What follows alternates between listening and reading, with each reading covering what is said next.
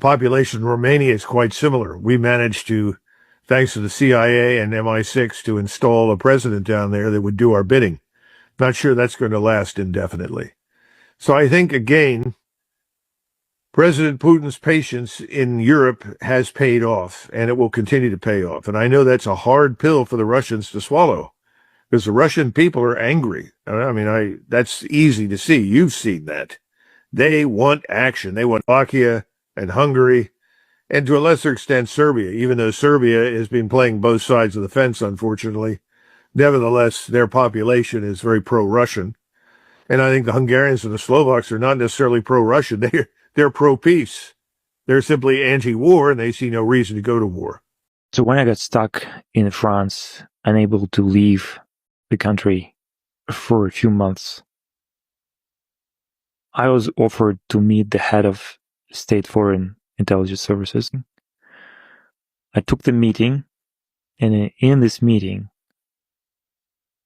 I was asked to restrict what I see as restriction of freedom of speech in Romania. The conservative candidate was not somebody who the French government was supportive of. So they asked me whether I would be shutting down or ready to shut down channels on Telegram that supported the conservative candidate. And that's quite shocking to me, that you would have people in the French government trying to get advantage of this situation and use it to reach their political or geopolitical goals. And it's quite strange that the same agency asked us to do certain things in Moldova as well. So even before that, I think it was October last year or September, I was arrested in Paris in late August.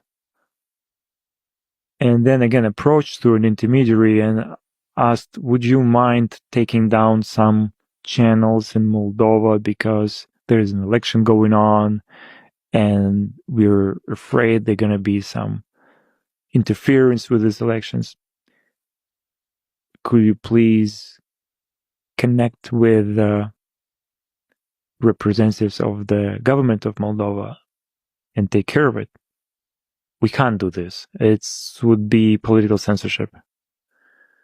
We protected freedom of speech in many countries in the world, including in Asia, in Eastern Europe, in the Middle East. We're not going to start engaging in censorship in Europe,